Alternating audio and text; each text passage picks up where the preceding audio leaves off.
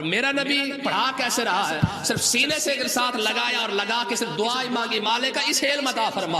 یہ عبداللہ ابن عباس ہے، کہتا ہے خدا کی قسم رب نے پھر مجھے علم کیسا عطا فرمایا ہے، میں اگر میری اونٹ کی رسی گم ہو جائے تو قرآن کھول کے اسی کو ڈھونڈ لیتا ہوں کہاں پڑی ہوئی ہے۔ حضرت ابو ہریرہ آ کے عرض کرتے ہیں یا رسول اللہ آپ سے علم سیکھتا ہوں لیکن بھول جاتا ہے۔ میرے نبی نے فرمایا چادر بچھاؤ۔ چادر بچھائی، آقا علیہ السلام نے یوں 3 بار جو ہے وہ لہرا رہا کر اپنے ہاتھوں کو یوں چادر کے اندر ڈالا اور فرمایا ابو ہریرہ ذرا لگا سینے کے ساتھ۔ جب سینے کے ساتھ لگایا تو اس کے بعد کہتا ہے خدا کی قسم جب بھی آقا علیہ السلام سے جتنا علم میں نے سنا ہے مجھے لکھنے کی ضرورت نہیں پڑی ہے، تب سے لے کر آج تک میرے سینے کے اندر ویسے کہ ویسا محفوظ ہے۔ حضرت مولا علی رضی اللہ تعالیٰ عنہ کو آقا علیہ السلام نے جج بنا کے بھیجا، فرمایا جا کے فیصلے کر۔ یا رسول اللہ مجھے تو طریقہ ہی نہیں ہے فیصلے کرنے کا، میں کیسے فیصلے کروں گا؟ آقا علیہ السلام نے سینے پر ہاتھ ہی مارا۔ مولا علی فرماتے اس کے بعد سے لے کر آخری دم تک فرمایا میں نے جب بھی فیصلہ کیا میں نے کسی فیصلے کے اندر شک نہیں کیا کہ وہ غلط نہ ہو جائے، یعنی جب بھی فیصلہ کیا حق فیصلہ کیا۔ بعد میں لوگوں نے حضرت فاروق اعظم جیسا بندہ یہ کہنے پر مجبور ہو گیا لولا علی اللہ ہلاک عمر، فرمایا اگر آج علی نہ ہوتے تو عمر بھی ہلاک ہو جاتا۔ ہر وہ فیصلہ جس کے اندر مولا علی شامل ہو جائے، مولا حضرت عمر کہتے ہیں مجھے اسی فیصلے پر کامل یقین ہو جاتا ہے۔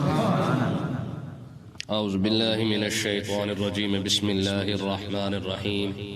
کما ارسلنا فیکم رسولا منکم یتلو علیکم آیاتنا وَيُزَكِّيكُمْ وَيُعَلِّمُكُمُ الْكِتَابَ وَالْحِكْمَةَ وَيُعَلِّمُكُمْ مَا لَمْ تَكُونُوا تَعْلَمُونَ۔ پیچھے ہم پڑھ آئے ہیں کہ حضرت سیدنا ابراہیم علیہ السلام نے دعا مانگی تھی کہ مالک میں نے گھر تو بنا دیا ہے، اب انہیں رسول بھی تو عطا فرما۔ اور پھر دعا مانگتے ہوئے یہ بھی کہا تھا کہ رسول بھی ایسا ہو جو انہیں پڑھائے بھی صحیح، تعلیم بھی دے، ان کو پاک بھی کر دے، ان کے ظاہری اور باطنی جتنی بھی نجاستیں، بیماریاں، خرابیاں جو بھی ہوتی ہیں مالک وہ آ کر سب کو پاک صاف بنا دے۔ اب دیکھیں جی وہ دعا قبول ہوئی اور اس قبولیت کو اللہ تبارک و تعالی نے یہاں بیان فرمایا ہے۔ فرمایا کہ کیونکہ ابراہیم علیہ السلام 2500 سال پہلے دعا مانگ گئے تھے کہ مالک وہ نبی عطا فرما، تو اللہ تبارک و تعالی نے اسی نبی کو یہاں پہ بیان فرمایا ہے۔ ما کما ارسلنا فیکم رسولا منکم، جیسا کہ ہم نے تم میں رسول بھیجا اور تم ہی میں سے بھیجا۔ یہ بڑا کمال کا جملہ ہے، میں ابھی اس پر غور کر رہا تھا کہ یہ کیسی بات ہے کہ تم میں رسول بھیجا اور تم ہی میں سے بھیجا، یعنی مکہ والوں کو کہا جا رہا ہے کہ اے مکہ والوں ذرا ہوش کے ناخن لو کہ میں نے باہر سے نبی نہیں بھیجا، اگر کسی اور ملک سے آتا، کسی اور علاقے سے آتا تو تمہارا سب سے بڑا اعتراض یہ ہوتا کہ جی ہم تو نہیں جانتے یہ کون ہے، اس کا بیک گراؤنڈ کیا ہے، اس کے پیچھے کون ہے، کہاں سے آیا ہے، کیسے آیا ہے، کس طرح آیا ہے، خدا جانے سچا بھی ہے کہ جھوٹا ہے، خدا جانے یہ کیسا ہوگا کیسا نہیں ہوگا۔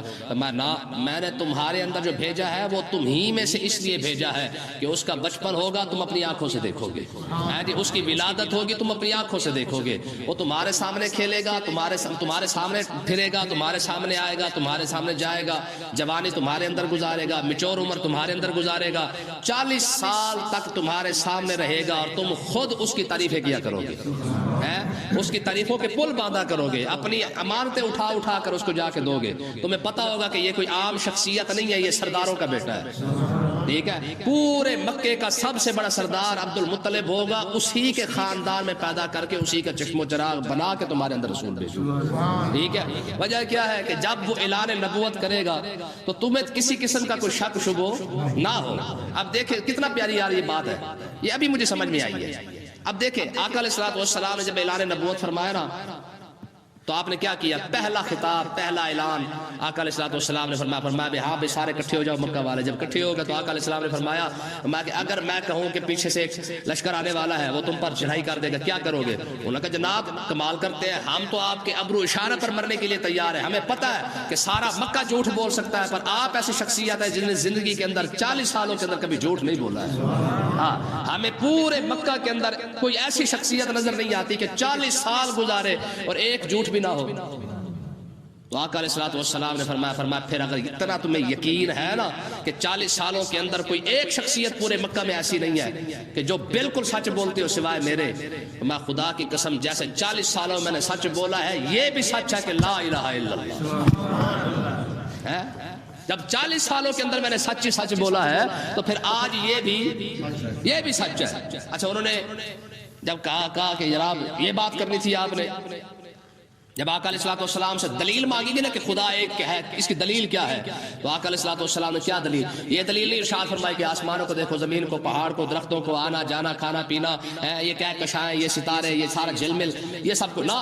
اب دیکھیں آقا علیہ الصلوۃ والسلام نے خدا کے ایک ہونے کی جو دلیل دی وہ کیا ہے، اس کو قرآن نے بیان فرمایا، فرمایا فقد لبثت فیکم عمرا من قبلہ، میں نے 40 سال تمہارے اندر نہیں گزارے ہیں، میرا 40 سال ایسے معاشرے کے اندر گزارنا جہاں پہ شراب عام ہے، جہاں پہ زنا عام ہے، جہاں پہ سود عام ہے، جہاں پہ حرام خوری عام ہے، ٹھگی عام ہے، ٹھیک ہے، حتیٰ کہ بے حیائی کی انتہا یہ ہے کہ کعبہ شریف اللہ کا گھر ہونے کے باوجود مرد عورتیں جناب ننگے ہو کر اس کا طواف کر رہے ہیں۔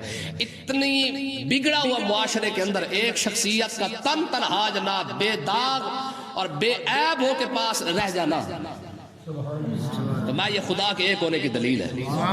کیوں دلیل ہے؟ فرمایا ہے نا کوئی ایسی ذات جس نے مجھے تن تنہا بے عیب رکھا ہے، 40 سالوں کے اندر دامن رحمت پر ایک دھبا بھی نہیں لگنے دیا، کیسی بات؟ فرمایا ہم نے جو تم میں رسول بھیجا ہے وہ تم ہی میں سے بھیجا ہے، ٹھیک ہے نا، تاکہ کل تم یہ نہ کوئی پتہ نہیں اللہ جانے کہاں سے آیا تھا۔ فرمایا ہم نے تمہارے اندر بھی بھیجا، تمہارے معاشرے کے اندر بھی بھیجا، اور بھیجنے کے بعد اس کو بے عیب بھی رکھا۔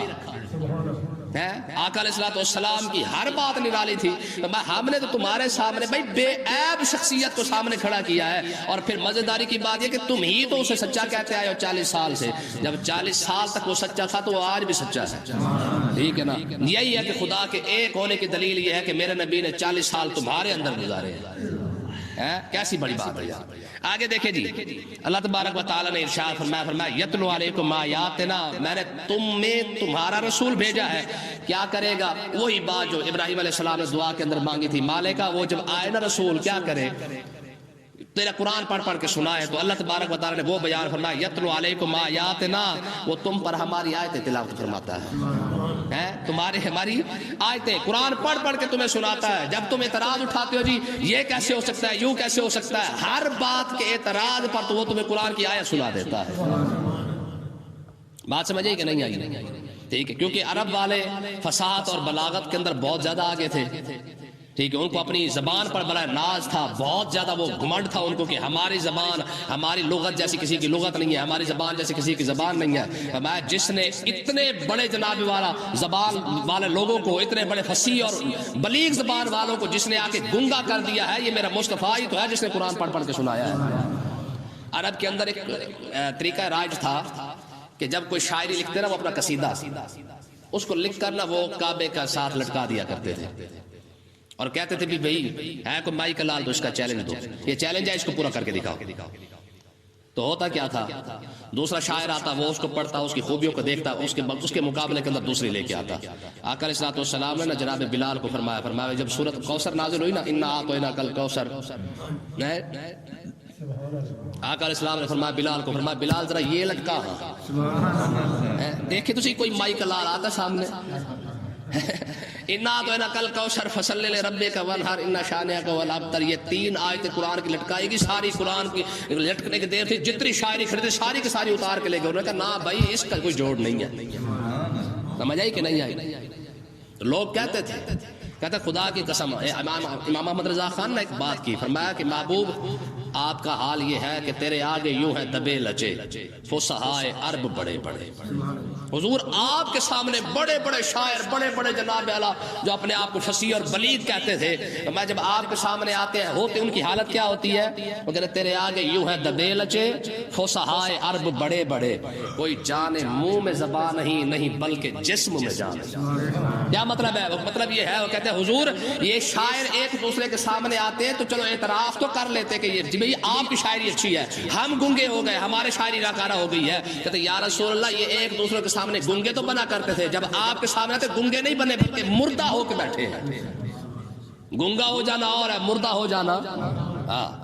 فرمایا یتلو علیہم آیاتنا، فرمایا میرا نبی تم پر ہماری آیتیں تلاوت فرماتا ہے، وَيُزَكِّيكُمْ، وہ تمہیں پاک کرتا ہے، کس سے پاک کرتا ہے؟ شرک سے پاک کرتا ہے، نجاست سے پاک کرتا ہے، اور تمہیں اس نے تو آ کے کعبہ جو رب کا گھر تھا ازل سے لے کر ابد تک جو رب کا گھر تھا، رب نے میرے محبوب نے تو آ کے اس کو بھی پاک اور صاف کر دیا ہے، ٹھیک ہے۔ تو آگے دیکھیں جی وَيُعَلِّمُكُمُ الْكِتَابَ، وہ تمہیں کتاب بھی سکھاتا ہے، میرا نبی نے کیسے کتاب سکھائی ہے؟ عبداللہ ابن عباس آئے، آقا علیہ الصلوۃ والسلام کے سامنے کھڑے ہوئے، میرے نبی نے اس کو سینے سے لگا کے دعا مانگی، پروردگار ایسی کتاب کا علم عطا فرما۔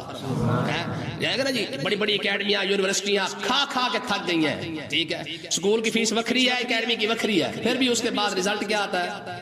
آپ کا بچہ فیل ہو گیا ہے، ہوتا ہے کہ نہیں ہوتا؟ بچہ فیل تو اور ہوتا ہے، یہ فیل ہوتا ہے۔ اندازہ کرو یار، یہ پڑھا پڑھا کے تھک گیا ہے، اس کے باوجود بھی رزلٹ آج بھی صفر کھڑا ہوا ہے۔ اور میرا نبی پڑھا کیسے رہا ہے؟ صرف سینے سے ایک ساتھ لگایا اور لگا کے صرف دعائیں مانگی، مالک کا اس علم عطا فرما۔ یہ عبداللہ ابن عباس ہے، کہتا ہے خدا کی قسم رب نے پھر مجھے علم کیسا عطا فرمایا ہے، میں اگر میری اونٹ کی رسی گم ہو جائے تو قرآن کھول کے اسی کو ڈھونڈ لیتا ہوں کہاں پڑی ہوئی ہے۔ حضرت ابو ہریرہ آ کے عرض کرتے ہیں یا رسول اللہ آپ سے علم سیکھتا ہوں لیکن بھول جاتا ہے۔ میرے نبی نے فرمایا چادر بچھاؤ، چادر بچھائی، آقا علیہ السلام نے یوں 3 بار جو ہے وہ لہرا کر اپنے ہاتھوں کو یوں چادر کے اندر ڈالا اور فرمایا ابو ہریرہ ذرا لگا سینے کے ساتھ۔ جب سینے کے ساتھ لگایا تو اس کے بعد کہتا ہے خدا کی قسم جب بھی آقا علیہ السلام سے جتنا علم میں نے سنا ہے مجھے لکھنے کی ضرورت نہیں پڑی ہے، تب سے لے کر آج تک میرے سینے کے اندر ویسے کہ ویسا محفوظ ہے۔ حضرت مولا علی رضی اللہ تعالیٰ عنہ کو آقا علیہ السلام نے جج بنا کے بھیجا، فرمایا جا کے فیصلے کر۔ یا رسول اللہ مجھے تو طریقہ ہی نہیں ہے فیصلے کرنے کا، میں کیسے فیصلے کروں گا؟ آقا علیہ السلام نے سینے پر ہاتھ ہی مارا۔ مولا علی فرماتے اس کے بعد سے لے کر آخری دم تک فرمایا میں نے جب بھی فیصلہ کیا میں نے کسی فیصلے کے اندر شک نہیں کیا کہ وہ غلط نہ ہو جائے، یعنی جب بھی فیصلہ کیا حق فیصلہ کیا۔ بعد میں لوگوں نے حضرت فاروق اعظم جیسا بندہ یہ کہنے پر مجبور ہو گیا لولا علی اللہ ہلاک عمر، فرمایا اگر آج علی نہ ہوتے تو عمر بھی ہلاک ہو جاتا۔ ہر وہ فیصلہ جس کے اندر مولا علی شامل ہو جائے، مولا حضرت عمر کہتے ہیں مجھے اسی فیصلے پر کامل یقین ہو جاتا ہے۔ کیسے کتاب پڑھا رہا ہے، کسی کو دعا دے کر، کسی کو سینے سے لگا کر، کسی کو ہاتھ کے ساتھ ہے۔ میں وَيُعَلِّمُكُمُ الْكِتَابَ، میرا نبی تو ایسے کتاب سکھاتا ہے، ٹھیک ہے، وَالْحِكْمَةَ، تمہیں حکمت سکھاتا ہے۔ کیسے حکمت سکھاتا ہے؟ تمہیں تو اٹھنے کی تمیز نہیں تھی، بیٹھنے کی تمیز نہیں تھی، کھانے کی تمیز نہیں تھی، اس نے سکھایا ہے بھائی پانی پینا ہے تو 3 سانسوں کے اندر پینا ہے، پانی پینا ہے تو بیٹھ کر پینا ہے، کھانا کھانا ہے تو مل کے کھانا ہے، اور آنا ہے تو یہ دعا پڑھنی ہے، اور جانا ہے تو یہ دعا پڑھنی ہے، اور بلندی پہ چڑھنے لگو تو یہ دعا پڑھ لینا، نیچے اترنے لگو یہ دعا پڑھ لینا۔ کیسی کیسی حکمتیں سکھائی ہیں، ٹھیک ہے۔ اللہ اکبر، آگے دیکھیں جی وَيُعَلِّمُكُم مَّا لَمْ تَكُونُوا تَعْلَمُونَ، میں تمہیں وہ بھی سکھاتا ہے جو تم جانتے ہی نہیں۔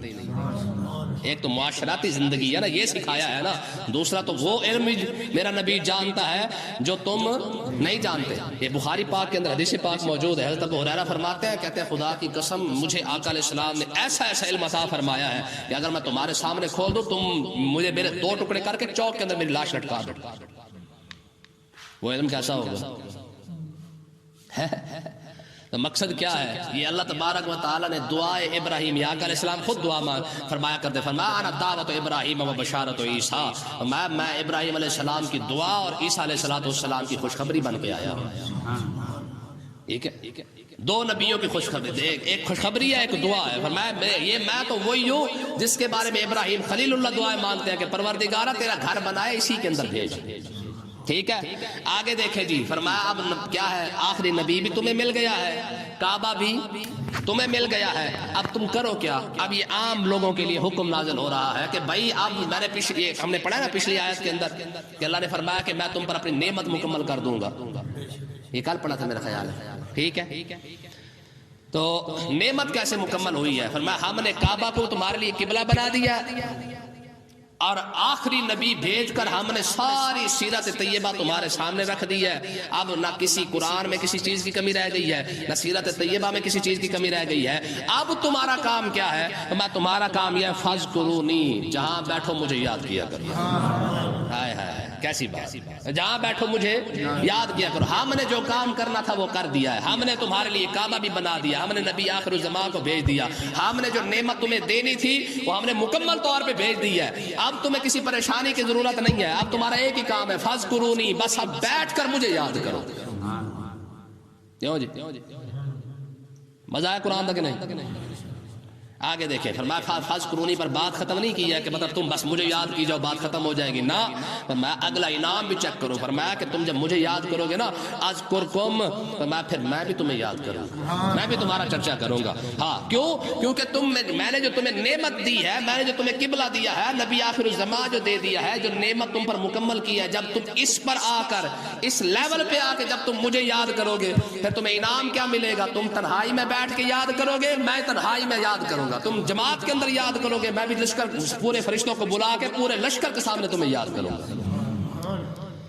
اس کا مطلب یہ ہے، اب یہاں پہ ایک مسئلہ سمجھ میں آ گیا کہ اگر کوئی شخص چاہتا ہے نا کہ یار میرا رب بھی کاش مجھے یاد کرتا، تو جس وقت وہ رب کو یاد کرنا شروع کرے سمجھ لو کہ اسی ٹائم اس کا رب بھی اسے یاد کر رہا ہے، پھر جیسے جیسے یاد کرے گا ویسے ویسے وہ یاد کرے گا۔ یہ اصول اس نے بنا دیا ہے، یعنی یہ ہمیں اصول مل گیا کہ اگر کوئی شخص رب کی بارگاہ میں اپنا نام لینا چاہتا ہے، ٹھیک ہے، حضرت خواجہ بابا فرید الدین گنج شکر رحمۃ اللہ علیہ، آپ سے کسی نے پوچھا ہونا کہ جناب یہ آپ کے در پہ جناب فرید فرید ہو رہی ہے، یہ کسی بعد میں کسی بزرگ سے پوچھا گیا یہ فرید فرید کیوں ہو رہی ہے؟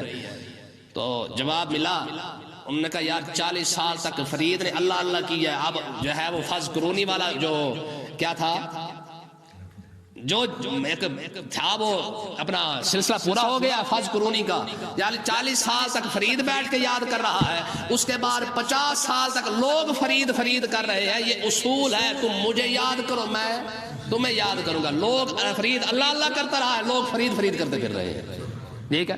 تو آگے دیکھیں جی، فرمایا واشکروا لی، اور میرا حق مانو، ولا تکفرون، اور میری ناشکری نہ کرو، ٹھیک ہے نا۔ میں نے اتنا کچھ تمہیں دے دیا ہے پھر بھی تم میرا حق نہ یاد کر سکو، کیوں جی؟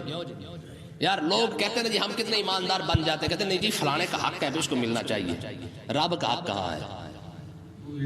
آج تک ہم نے کبھی غور کیا کہ یار میرے رب کا بھی حق ہے کہ نہیں ہے؟ کتنی بڑی بات ہے۔ فرمایا واشکروا لی، فرمایا میرا حق مانو، ٹھیک ہے۔ میں نے تمہیں پیدا کیا، تمہیں رزق دیا، نہ پیدا کرتا پھر کیا کر لیتے؟ حال اتی علی الانسان حین من الدہر لم یکن شیئا مذکورا، فرمایا تیرے اوپر تو وہ وقت بھی آیا جب تو تھا ہی نہیں، میں نے وجود بخشا ہے نا، میں نے سانسیں دی ہے نا، میں نے زندگی دی ہے نا۔ اب مجھے پتا اتنا سب کچھ لینے کے باوجود پھر بھی تجھے میرا حق نظر نہ آئے، تو انسان کی اس سے بڑی بے وفائی کیا ہو سکتی ہے؟ ہم اپنے یاد کرتے ہیں جی ہمارے ساتھ ہماری وہ فلانی بے وفائی کر گئی ہے، وہ فلانا بے وفا، آج لوگ روتے پھرتے ہیں نا، یہ گرل فرینڈ بوائے فرینڈ ہے جی، لوگوں بعض لوگوں کے اوپر نام لکھا ہوا ہے جی فلانا چھوڑ گیا اور فلانا نہ چھوڑ گیا، فلانی چھوڑ گئی، ایک دوسری گرل فرینڈ اور بوائے فرینڈ تو یاد رہ گئے، جس کا رات کو کھا کے سویا تھا صبح پھر اٹھ کے تو نے کھا لیا ہے، اس کا حق یاد کیوں نہیں ہے؟ پھر دیکھیں سانس کا طریقہ دیکھیں، یار نیچے کھڑی ہو جائے پھر بھی بندہ مر گیا، اگر نکل آئے اندر نہ جائے پھر بھی بندہ مر گیا۔ جس نے اتنا سسٹم تیرے اندر چلا کے رکھا ہے، ہر سانس تو اسی کے کرم سے لے رہا ہے، کبھی اس کا حق یاد کر کے دیکھا ہے؟ کتنی بڑی بات ہے یار یہاں پہ، میں ولا تکفرون، میں میری ناشکری نہ کرنا، تمہیں بیٹھے بٹھائے گھر بیٹھے بیٹھے تمہیں اسلام مل گیا، گھر بیٹھے بیٹھے تمہیں قبلہ مل گیا، گھر بیٹھے بیٹھے تجھے امام الانبیاء مل گیا، گھر بیٹھے بیٹھے یار ہم نے تجھے انسان کی شکل دے دی ہے، ہم کتا بھی تو بنا سکتے تھے، ہم بلی بنا سکتے تھے، ہم چوہا بنا سکتے تھے، ہم جانور بنا سکتے تھے، اور کچھ بھی نہیں تو ہم تنکا بھی تو بنا سکتے تھے نا، ٹھیک ہے نہ بھی بناتا۔ ایک بزرگ باہر نکلے، شیشے کے اندر منہ دیکھا گھر، اور دل میں خیال آیا کہ واہ رب نے تجھے کیسا بنایا ہے۔ اچھا اتنا خیال آیا اور باہر نکلے سامنے کتا آ رہا تھا، کتا آ کے بزرگوں کے سامنے کھڑا ہو گیا، کہنے لگے حضرت صاحب آج ایک مسئلہ بتا، تو نے کون سی نیکی کی تھی، رب نے تجھے انسان بنایا، میں نے کون سا گناہ کیا، رب نے مجھے کتا بنا دیا۔ اسی وقت سجدے میں گر گیا کہ مالک کا بس محض تیرا ہی کرم ہے، میں نے کوئی نیکی تھوڑی کی کہ ہم نے انسان ہی بننا تھا، ٹھیک ہے۔ آخر کون سی ہماری ایسی نیکی ہے، کون سا ہم نے ایسا تیر مارا ہے جس کی وجہ سے ہم نے ہی انسان بننا ہے؟ آج دیکھ اس کے باوجود ہر